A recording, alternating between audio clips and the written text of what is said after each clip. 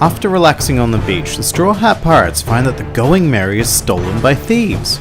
They chase after it and encounter the Thief Brothers, who plan on stealing the diamond clock from Clockwork Island and becoming the world's greatest thieves. They then encounter the Trump Siblings, a group of dangerous pirates with their captain Bear King, who intends on becoming the Pirate King. After Nami is kidnapped, the Straw Hat Pirates journey to Clockwork Island and challenge the Trump Siblings to a great battle in Trump Castle. Welcome to Film Friday.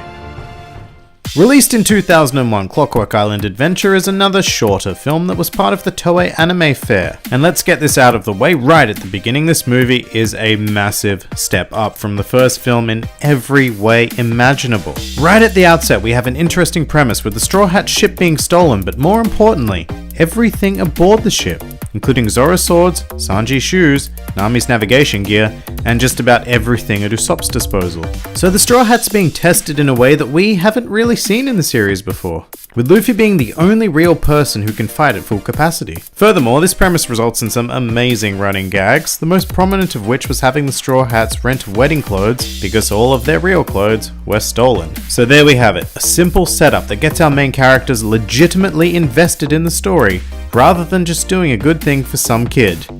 Oh, wait a second.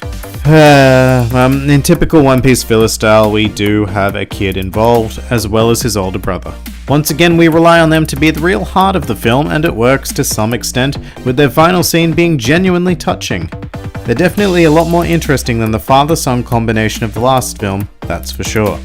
And what's more, we have an interesting setting. The titular Clockwork Island is visually striking and a genuine pleasure to look at. The antagonists of the film are also a massive step up, each with their own unique characteristics and abilities, although the main antagonist, the Bear King, is quite a bit of a letdown.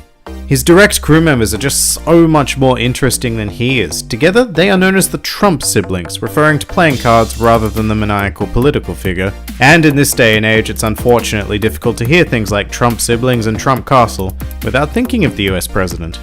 But this particular group of antagonists provide a credible challenge to the Straw Hat Pirates at this point in the story. As Sanji, Usopp, and even Zoro are taken out one by one, a genuine sense of desperation arises. And that makes it all the more satisfying when Luffy bursts in and the final fights begin. This is where the animation really shines, especially Sanji's fight, which in all honesty is probably one of the best fights in One Piece ever put to screen, even in the modern era. In fact, I really can't praise the animation team enough for showing the true potential of One Piece on screen. Character movements are crisp, speed is showcased fantastically, and hits land hard. It's a shame to look back on this and think of where we've gone in the anime series particularly. What this film manages to achieve with no input from Oda puts the modern One Piece anime to shame, as well as sets the standards for all movies to come after it. Unfortunately, it's a standard that not all of them meet, but we'll get to that in future Film Fridays. To cap things off, the end credits of the film is done with Believe, which is the second opening song to the One Piece anime, and is one that is very fondly remembered by me.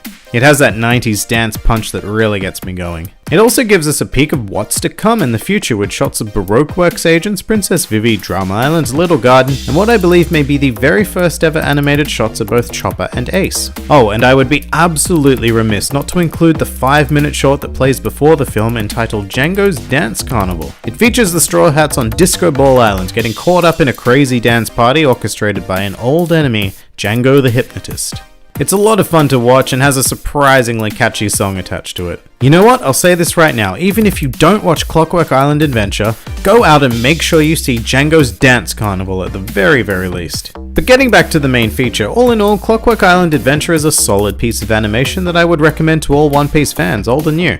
I might even recommend it to non-One Piece fans. That's how good a job it does at telling a decent story with well-written core characters. I was really worried that I'd watch this again and discover that it was nowhere near as good as I'd remembered. Luckily, this film seems to have stood the test of time, and it was really nothing but a pleasure to rewatch. And on that positive note, we're going to finish off this review.